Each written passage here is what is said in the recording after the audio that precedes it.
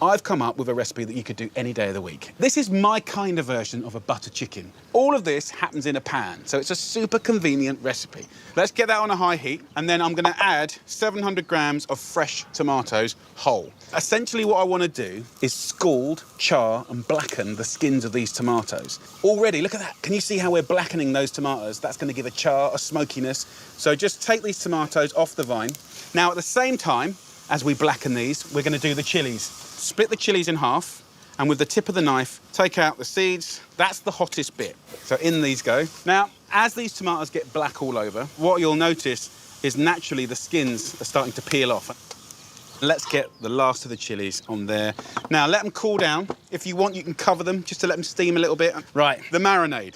Really, really simple. In a bowl or a nice platter, I'm gonna add 2 tablespoons of the garam masala. Then I'm gonna take 8 cloves of garlic and just use a grater. Look at that. Then I want a nice big couple of thumb-sized pieces of ginger. Just take a little spoon to scrape the skin off the ginger. Then I'll use the same fine grater to grate the ginger. Okay, so into this, we will season it with salt and pepper. 2 tablespoons of lovely yogurt. Now, when it comes to the chicken breast, it's almost twice the thickness here at this fat end than this part here at the thin end. So what I'll do is ignore this thin end and about here, start to score it. About 1/2 centimetre to 1 centimetre now thick. This will allow that lovely marinade to penetrate quicker. There's no polite way to marinade. Get that into all the little slits and the cuts. I'm gonna let that marinade for about 10 minutes and have a clean down. Right, let's get cooking the chicken. I'm gonna get this nice and hot. I'll add a little bit of oil to a pan, and then let's put the chicken straight into that hot oil. And I wanna get it dark and golden. So while that's frying away, let's peel these tomatoes. Just take the skins off and the little stalk. The chilies I'll keep to one side. Hey! Buds, do you wanna turn the chicken for me, darling? So when it comes to cooking the chicken, we're only gonna do it for like 8 to 10 minutes. Well done, mate. So look, we've peeled through all of these little tomatoes, and then you can gather all of these little skins at the end, put them in your hand, and in there, that is pure flavour. You go and wash your hands, big boy. Oh, chicken's looking amazing. Gnarly on both sides and just cooked through perfectly. Right, let's get that on a board. Now, let's make the sauce. It's really, really simple. So use all those pan juices there. Let's get the tomatoes and all the juices into the pan. And now in with 2 tablespoons of that cashew butter. That'll cook down pretty quickly and go ruby red. So I've got 500 mils, give or take, of boiling water. So just enough to really help this simmer down and turn into a lovely thick sauce. Just get a fork and just squash all those tomatoes and let that boil vigorously for a couple of minutes. I am gonna put some chili in. The question is, how much? I think what I'm gonna do is just go in with 1.5. If you want to take the edge off the spice, put like 2 teaspoons of mango chutney. Now what we can do is get that chicken in there, and we want the chicken to be really juicy, right? And I want quite big chunks. I don't want like little wafy bits. And then I'm going to put this in the sauce and let that chicken simmer. What I'm going to do now is just spoon 3 tablespoons of yogurt through the sauce. Just a little bit of coriander on the top, and that, my friends, is going to be a beautiful curry. So look, I've got some rice here. I've put some chickpeas in. And then just get it in there. Look at that. Big chunks of meat. Let's get amongst it. So, so good. That's good to go. Let's feed the family. So I'm about to make, for my family, a prawn toast toastie. Yes, it's basically a mashup between a toastie that we all love in my house and those beautiful prawn toasts that you get in a Chinese restaurant, right? We've got some lovely uncooked prawns. I've got an egg, ginger, spring onions, some chili dipping sauce, bit of soy sauce, and let's do this. I've got a loaf of bread, get a serrated knife, and slice it about 1 centimetre thick. So I want 4 slices. Now, the first job is to create the filling. So the filling is super simple. Take yourself 2 spring onions, just trim the ends off, and then just finely slice it. Then we're gonna go in with some ginger.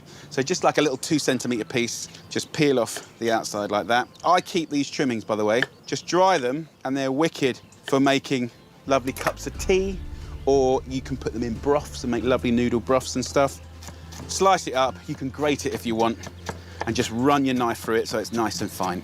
Then in with the prawns. What I look for is just nice, sustainable prawns. Just pull 4 nice prawns aside. What we're gonna do with this is just slice it all up and then bring it in to the ginger and the spring onions and chop it all together.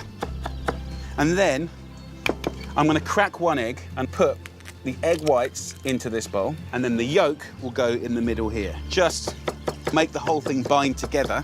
The only thing I wanna do now is just lightly season it with some soy sauce. Just a splash, super simple. Just a little bit of coriander in here will be lovely. And again, just chop it through. So look, next bit could not be easier. Take the bread and we're gonna fill it. So take half of that mix, put it onto the bread. In we go with the stuffing. Really load it up. Look at that. Be nice and generous. Okay, so that's good to go. Then place this part on top. So get a fork and just beat up your egg whites so they're nice and loose. And then get your bread, pop it 1 side on the egg whites, 2 sides on the egg whites, and then get your sesame seeds and we're gonna cover it so it all sticks to it. 1 side, press it down, other side. The sesame seeds stick to the bread. And when we toast that, it'll go golden, crispy, and delicious. Time to get the pan on. I wanna cook this on a medium heat. I'm gonna use a large non-stick pan, and then I wanna kind of posh it up a little bit. So I'm gonna take a little knife, take that little prawn, and simply cut it in half. And what I want to do is push this in to the actual bread, so the bread and the prawn become one. Oh yes, on top like this. A little bit of oil on top. Look at that. And then straight in to our pan, just like that. Super simple. You can hear it frying already. About 3 minutes on each side until golden, crisp, and delicious. Okay, let me wash my hands. And now, let's check this beautiful prawn toasty. Get under there, have a flick. Hey! Look how crispy that is. So look, that side has had 3 minutes. I'm just gonna go on the prawn side, just for 1 more minute to get it really perfectly golden, and then I'll serve it. Come in, kids, I got prawns! Let's get amongst it. Oh, God, I love it. The ginger, spring onions, prawn, what a combo. But it's the crunch of the sesame seeds and the sweetness of the chili sauce. And it's just everything you love about a prawn toasty. Poppy, you're gonna go nuts for this, like for real. So the idea is you take your little sandwich and dip it aggressively in that chili sauce. Okay. That's so nice. Amazing. Do you want me to teach you how to make it? Yeah. So this is kind of like a veggie curry, but the way that I cook it and put it together, it turns out like a beautiful rice cake. It's full of colour, full of flavour. So when I first came up with this recipe, it was all about the cauliflower. And it's really nice to single out one vegetable and hero it. But you know what, at the same time, I really want to celebrate lots of different ways to express this dish. So we can do courgettes, we can use some frozen peas. Here, I've got a 28cm non-stick pan on a medium-high heat. We're gonna go in with 2 onions, white or red.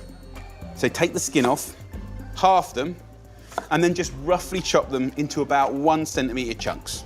If you haven't got onions, you could use leeks, you could use spring onions. A little bit of oil goes in, and then the onions go in like that, look at that. So we'll just fry these off for like 5 minutes until nice and softened.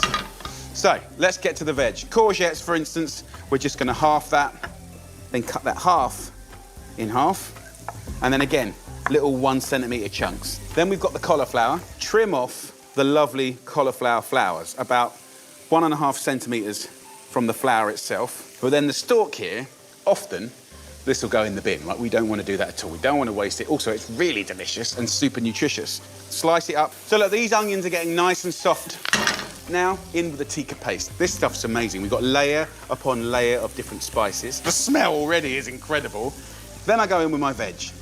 Just stir it around, jiggle it, and as we get heat through to those veggies, it will start to shrink down. The flavours will really start to come out. So look, after a couple of minutes, let's go in with our frozen peas, just a handful, and then we go in with 1 regular mug of basmati rice. Then, to guarantee you beautiful, fluffy rice that works every time, I'm gonna go in with 2 mugs of water. So mix that up, And then I want a little bit of spice, right, as in heat spice.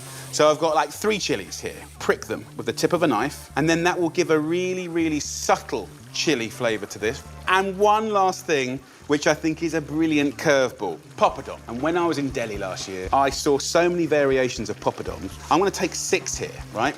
And you just smash them up, and it will suck up that moisture, a little bit like we use lasagna.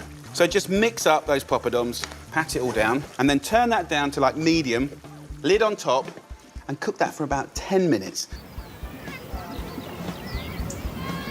So this beautiful curry dish has had about 10 minutes. And now if you listen to it, you can hear it catching and crackling. Just push the veg and rice down. On a low heat, just let that fry up for about 10 minutes, and it's gonna give it a lovely crispy bottom. And then what I wanna do is kind of dress it up. On the same trip, when I learnt about how to use those dried poppadoms in such an interesting way, I also saw them take pomegranates and take mango chutney and put the two together. And the result was like the best hack ever. Simply mix it up, so good. So this has had 10 minutes now. I'm pretty excited that it's gonna be nice and crispy. So get yourself a plate or a platter, put it above the pan like that. Yes! Look at that. So what I love to do is get that yogurt and just kind of give a few splurges. We'll go in with those bits of mango chutney and pomegranate, and then just lots of lovely herbs. Get in there through the crust. Look at this. Yes! Ho ho. Wowzers. So this one is for all you avocado lovers out there. If this avocado happens to be quite high in fat, then could I use that as a fat source in cooking? And if that's the case, could I use it like butter or olive oil? Could I make pastry? I had a little play, and I started really liking the results. I'm gonna make avocado pastry, and we're gonna turn that into the most amazing quiche with eggs and beautiful sweet peas and cheddar cheese and basil. So get yourself 2 lovely ripe avocados. Just rotate the avocado around the stone and join up the cuts. Give it a little tap, and then just twist it apart like that. It will come out. So just squeeze it out of the skin. Now we need double the flour. 400 grams of self-raising flour. A nice pinch of salt for seasoning. And then, just like flour and butter in regular pastry, rub together the avocado and the flour. As this comes together, as a normal pastry would, I'm just gonna take a little water and bring it together. 4 tablespoons go in. Just knead and push together the dough, hug it all together, clean the bowl, and there you have your dough. Like a regular pastry, let it relax. Put that in a nice clean cloth and let it rest for half an hour, and I can go and pick some salad.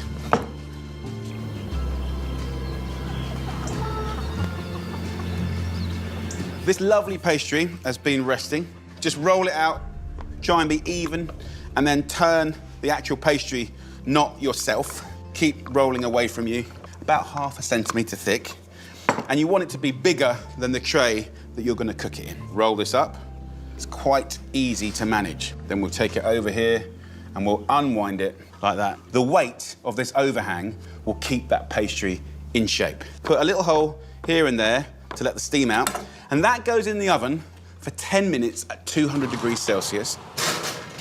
And that's the perfect amount of time for me to make the filling. We're gonna go even more green, frozen peas. I love them. 300 grams is all you need. And that goes in frozen to a liquidizer.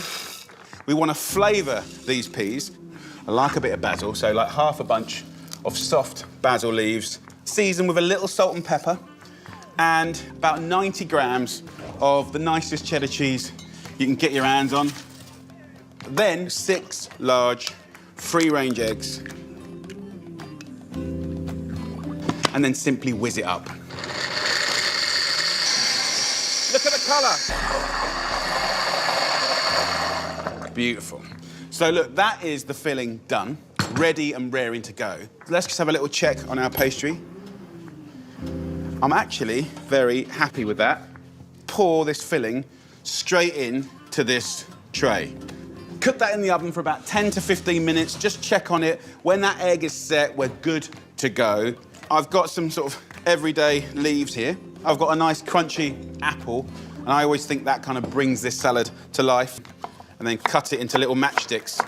Then when it comes to the dressing, 3 parts olive oil to 1 part acid. I'll just use lemon today. Squeeze it through my hands to catch any pips. Get the apple in there. Dressing goes in, and then with these lovely salad leaves. Right, this is pretty much done. It looks amazing. Look at the colour. I'm gonna put the salad on top.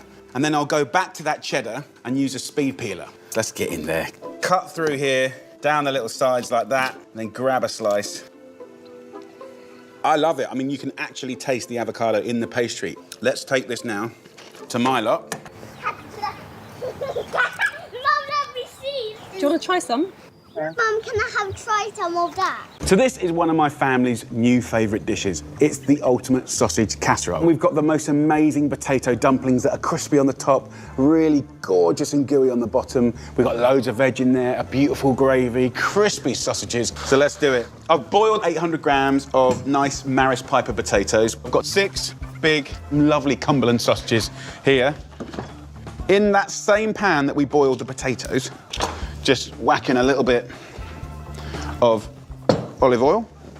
Get that on a medium heat, take your sausages, and then gently fry these for about 10 minutes, give or take, until they're nice and golden. The next thing we're gonna do is gravy. I'm gonna be using carrots here. Split that down the middle, and then into quarters. Just cut it into like 1 or 2 centimetre chunks. Now on the leek here, I'm going to just split them down the middle, like that. Just roughly chop them. So look, we've got some nice colour on these sausages now. Put them on a little bowl or plate. The sausages will flavour the fats in the pan, and that's going to make the veggies really, really delicious. Fry this off for about 10-15 minutes. It will shrink down, it will be gorgeous.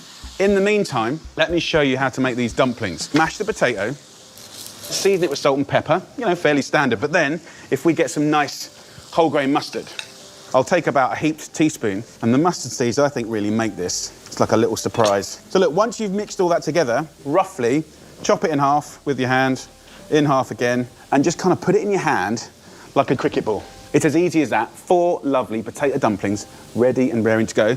So we're now caramelising. You can see it on the leeks and the carrots. So we'll go in with 1 heaped teaspoon of whole grain mustard. Then we're going to go in, wait for it, with a good old friend of mine, brown sauce. About 3 tablespoons. It smells incredible already. Then tins of mixed beans. Get that in there, juice and all. And then last but not least, we're gonna go tinned tomatoes, right? So 1 whole tin goes in, just kind of squeeze the plum tomatoes in there to break them up.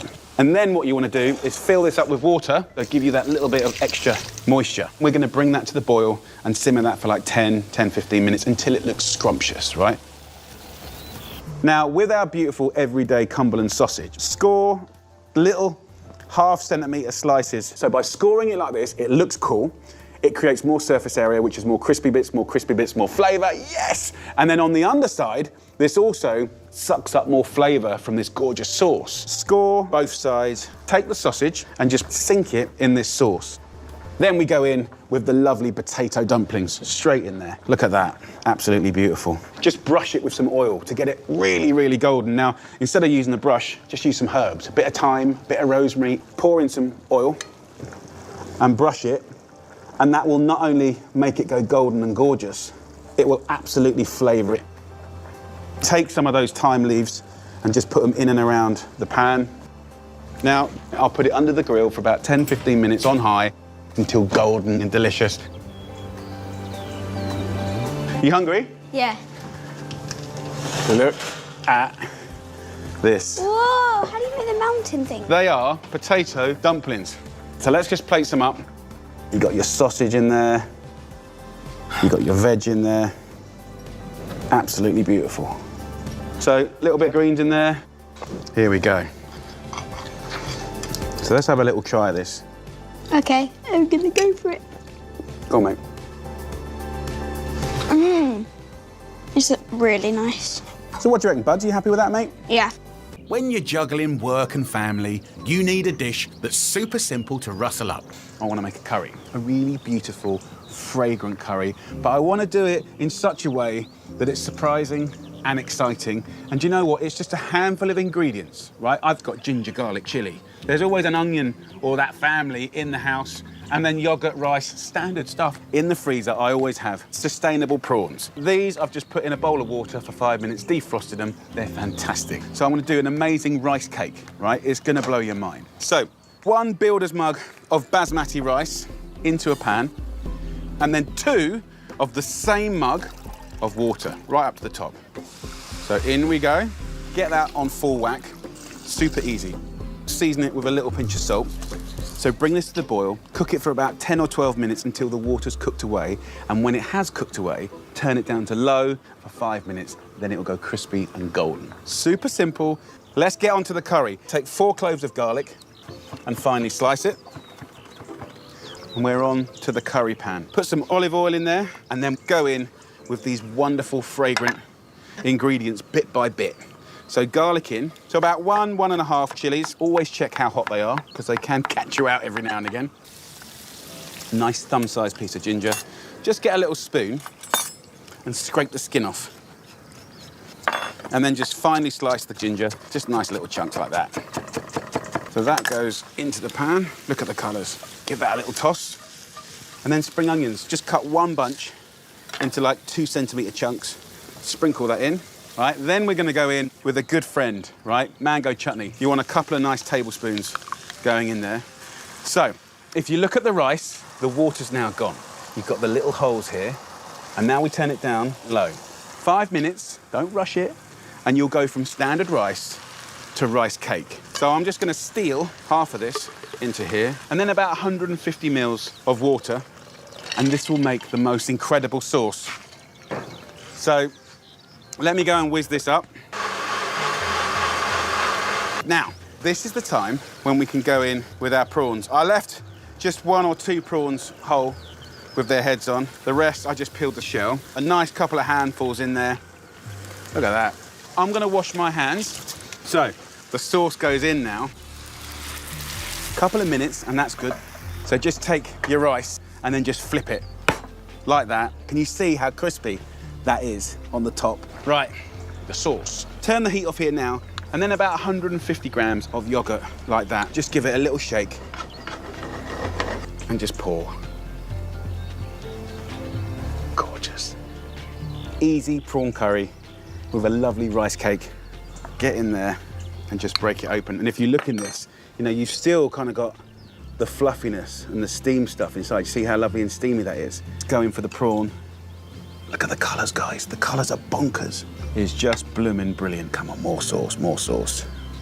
Let's just do a little bit of poppadom action.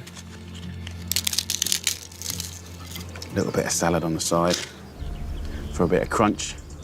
That is a beautiful plate of prawn curry. Rice cake galore. Come on, let's do this. Mmm.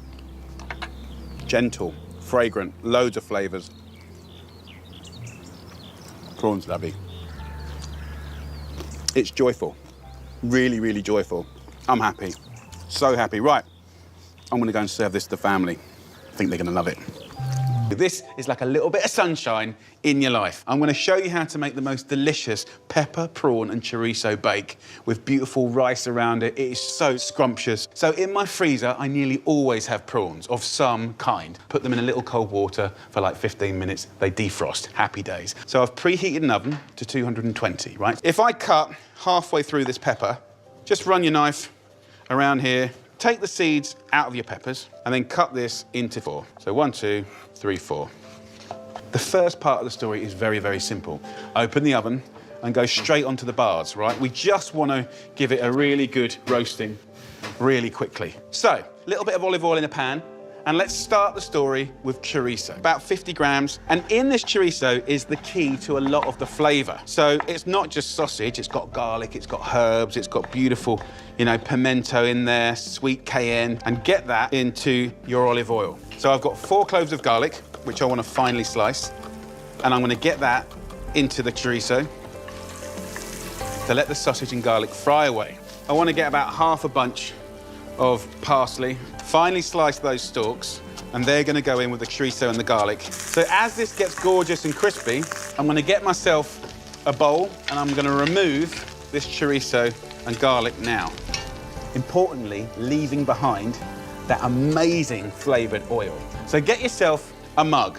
We're going to put in basmati rice. 1 mug of rice is perfect for 4 people. Into that oil, mix it up, let the fat go around that gorgeous rice. For the perfect rice, you want 2 mugs of boiling water. 1, 2. So let's go back to the oven now and get those peppers. The natural sugars in these peppers have been accessed, and that's going to make a massive difference in this bake. So take your little ring and just nestle it into your rice. So turn that off now, and this will go in the oven with a lid on top or tin foil for 15 minutes, right, to let it all plump up and get gorgeous. I'm going to now show you how to do the prawns, about 300 grams on the chorizo and the garlic. My family love prawns. And then finely grate the zest of half a lemon, and then I put the juice of half a lemon into this, right? So just give that a stir up. Lemon, garlic, chorizo, look at the colours, come on. So let that marinade while the rice cooks, and then I'll show you what to do next, because it's going to be amazing. Okay, look at that. Steamy, gorgeous, and colourful. Then take those amazing prawns and just kind of like sprinkle it over the top like that. Just push it into the rice, and we'll pop that back in the oven now for 5 minutes, so we cook the prawns all the way through.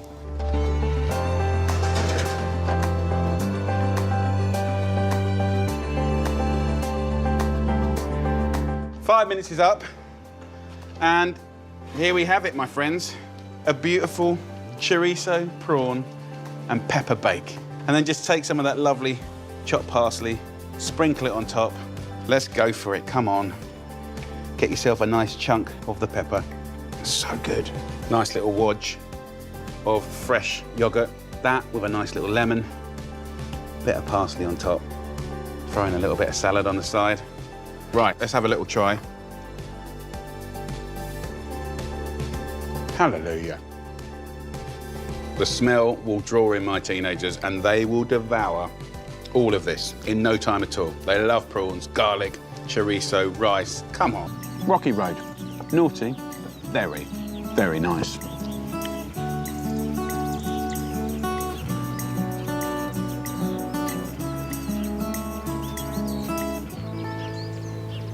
I'm about to attempt to make a delicious Rocky Road, the easiest dessert, snack, whatever you want to call it. So what I have here is 500 grams of incredible chocolate. And look at that, just melted. Oh, hi, darling. Can I have the swirly thing now? The swirly will come up. So what we have here is a big bowl, 500 grams of chocolate. Now, this is 70% cocoa solids. It could be milk chocolate. It could be white chocolate. You can have fun with it, right? So just give that a little mix, River. Shiny. So what we're going to do is equal quantities of melted chocolate and stuff. When can I have that? What is it that you want? I want the swirly thing. The swirly thing. OK. Can I have half of it? No. Just let you can have this. I get that and you get that? Yeah. OK.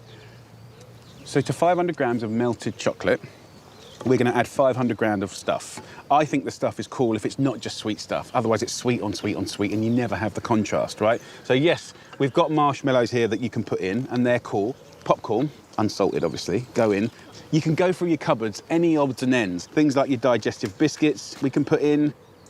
As indulgent as a Rocky Road is, you know, it's never going to be healthy, but you can make it full of the good stuff. Dried fruits, nuts, seeds. I personally love things like Dad, dried pineapple. Mix it. Can you mix it? Yeah, go on, mix it. You like the dried apricots, buds? Yeah. Just tear some apricots in there like that. You like that? Yeah. So you can go super kiddie, you can go a bit more grown up. If you want to spike it with a little dried chilli, it's quite nice with the chocolate, it works. Go on, crush that in. Don't eat it for yourself, crush it in. Can I try a piece? I want to show Mum. OK, well, don't show Mum, because I'll get in trouble. I want to see Mum. You want to see Mum? OK, see ya. So get yourself a little tray, some greaseproof paper, and then Buddy's going to pour it in here. Ha! It's a bit heavy. We're going to pat this down, just like tarmacking. It does look a bit like tarmac. It does look a bit. Right, Once we've done that, I quite like just to put a little sprinkling of sesame seed on there like that. Put this in the fridge for about an hour, hour and a half until it goes nice and firm, and then we can cut it up and enjoy it.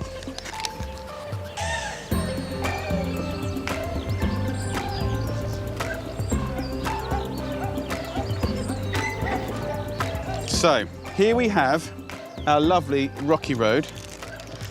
And look at that. I love it. Look at that. Oh, here we go. He's back. Perfect timing, young man. Because this is the rocky road of dreams. Look at this beautiful big old pile. Dad, can you pour some white chocolate on it? Yeah, you mean just get on with it, is what you're saying? Yeah. Okay, fair enough. Get on with it. Dad, can I have one now? I haven't tried it. So there you go. Oh, you want the top one? A lovely Dad, rocky road. Ginger's really nice actually. Tell me, like, if you like it or not. Do you not enjoy it? I do enjoy it. I just want to show Show Mum. Okay. What about you, Puds? I like it. And you know what? If you do make a nice little batch, it's really lovely to whack in a little tin and give it away as a present. Rocky road. Naughty, but very, very nice. Right. Who should we give these to? Me.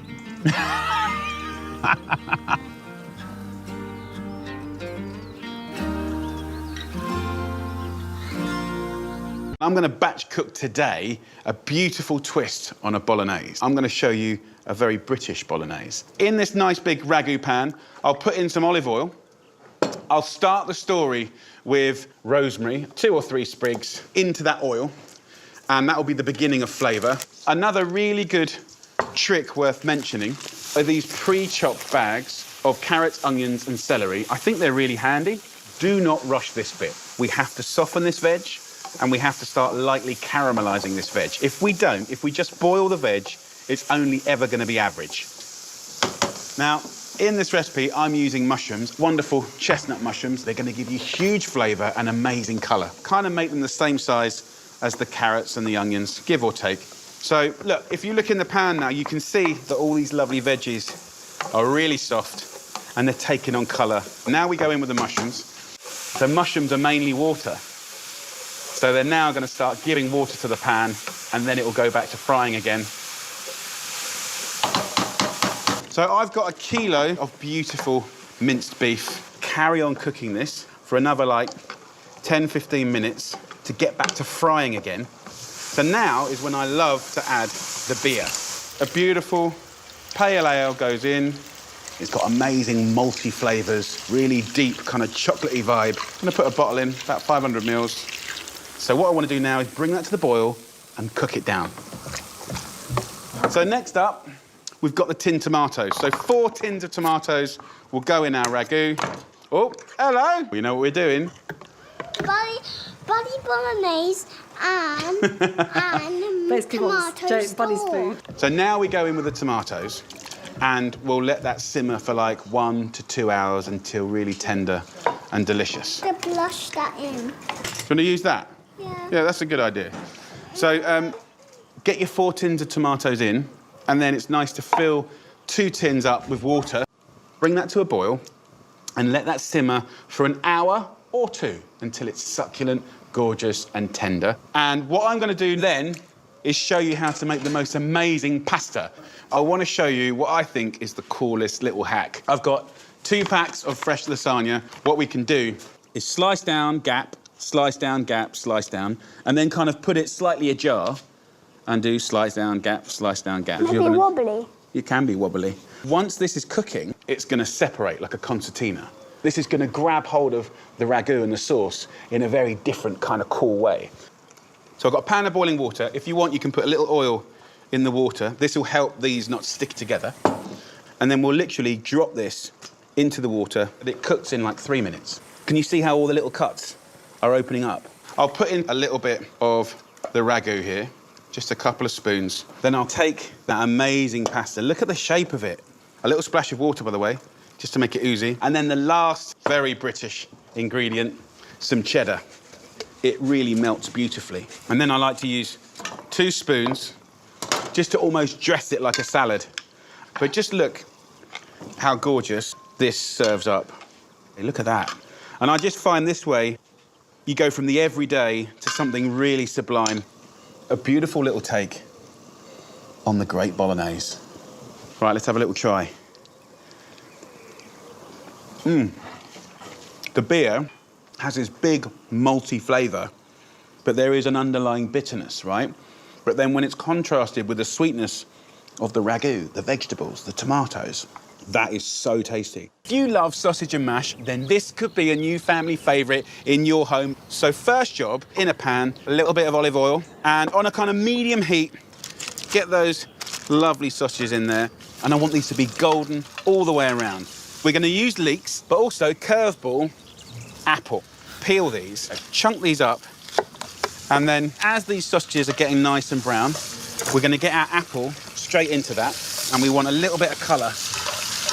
Yes. Now, my missus doesn't like onions, so I use leeks a lot. So, put the tip of your knife in and go all the way down the length. Roughly slice it up to be the same size as the apple. So just take the sausages out now, and the leeks all go in. Just give it a little swig of water, just to stop that frying process. A little pinch of salt, and a little pinch of pepper. And now turn that down to like a medium heat. 20 minutes with a lid on. The next job is the mashed potatoes. Over here, I've got 1.2 kilos of Maris Piper potatoes, peeled and boiled and drained. Just 2 tablespoons of flour, salt and pepper. Mash this together. Then we need to divide it into 1/3 for the top and 2/3 for the bottom and the sides. This bit I will put over here with my sausage. And then this 2/3 here, I'll put in that tray. A little kiss of oil and give it a little rub up around the sides. In we go with the potato, and then just use your hands to just pat it out, almost like a type of pastry. And then as you get to the sides, up we go. Super easy, super rustic. The leeks, once they've had about 20 minutes and they're really tender, we're gonna kind of amp this up now. We're gonna go in with 3 teaspoons of English mustard. Right, that won't be hot, by the way. It will just give it a nice, big, sort of bold flavour. Then we're gonna go in with flour again, just a couple of tablespoons, and that will be the thickening agent for this sauce. A little thyme, just pick that off the stalk. Once the flour is all mixed in, add the milk, about 600 millilitres. And now go in with the sausages. Let's save one of those back. Slice these into 1 centimetre slices. So this will feed 4 people very generously. So let that simmer for 5 minutes, and let's think about the topping.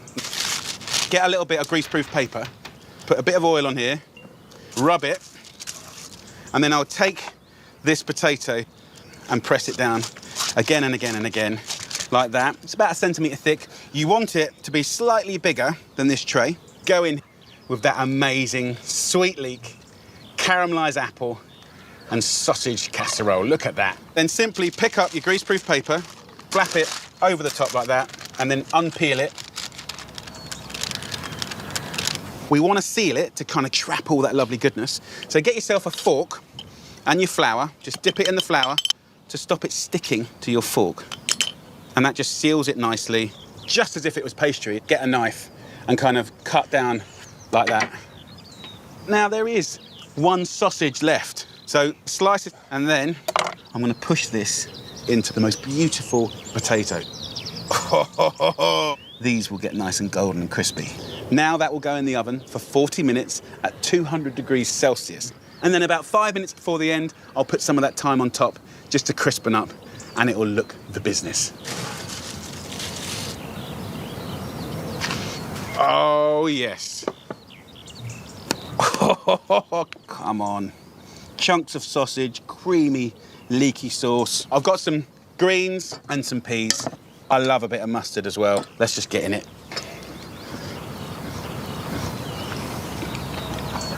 Come on, what's not to love? Sausage and mash, but not as you know it.